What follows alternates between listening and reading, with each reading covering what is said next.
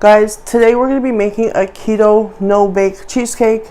Not gonna lie, I've been wanting to make this video for such a long time, and honestly I couldn't find a keto crust that I was completely satisfied with, so I finally found one that I'm pretty happy with. So now I'm ready to share with you guys my keto no bake cheesecake, and I'll show you guys how to make the keto crust to go with it. So I just want to let you guys know that this cheesecake is best if you eat it the next day.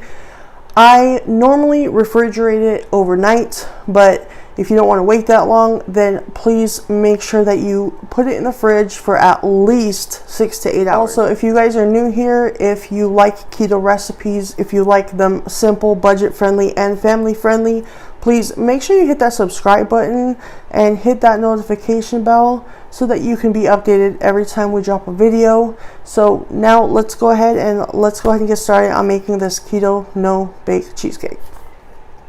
Alright, so we're going to start off by making the crust, and what we're going to do is add in 1.5 cups of almond flour.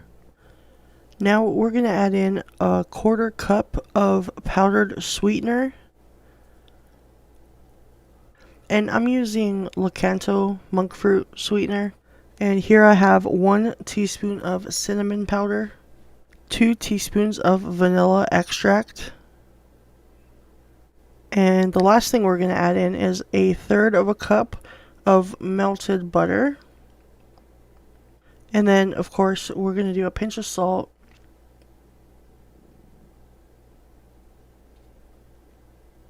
And then you're just going to mix it all up. It's probably easiest just to go in with your hands and do it. That way you make sure that the almond flour is broken up and everything is well combined. So just kind of mix it around until you get this right here. You should be able to squeeze it where it stays together. And you still want it a little bit crumbly. And, you know, if you feel like it's too wet, just add a little bit more almond flour in there. Today I'm using a 9-inch pan, which is actually a little bit too small for this recipe because I'll have a little bit left over. But if you have a 10-inch pan, or if you're using, you know, a higher pan, then that should work fine. But if you're using a 9-inch pan like me, you will have a little bit left over. We went ahead and greased the pan, and now we are just putting in the crumbs that we have, and then you're just going to go around and flatten everything out. And then I just use a measuring cup, and I go around just like that.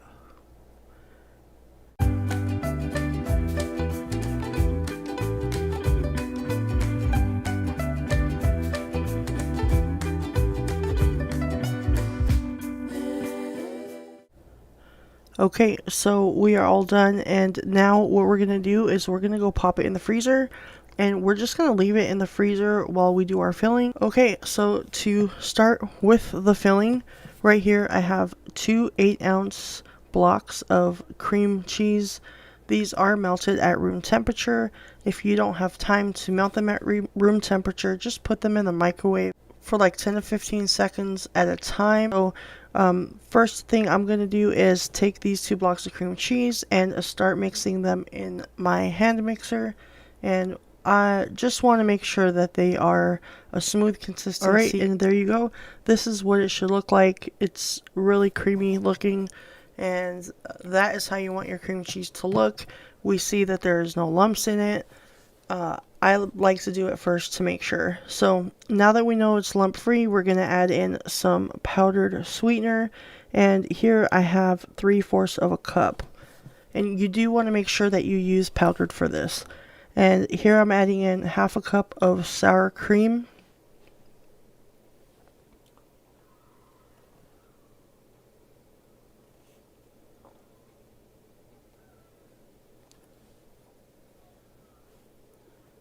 and then I have 3/4 cup of heavy cream.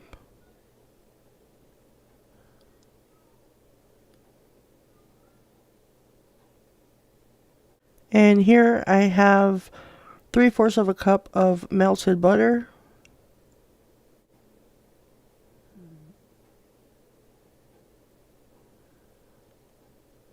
And then just go ahead and start giving it a mix. And then here I am adding in 2 teaspoons of lemon juice. And I have 1 teaspoon of vanilla extract.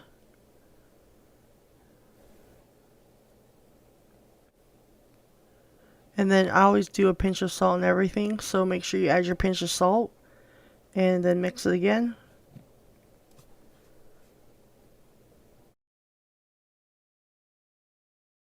Okay, and now this is how your filling should look. Thick and creamy. Okay, so now we're going to get our filling and we're just going to scoop it into the pie pan, and we're pretty much just going to spread it around and even it out.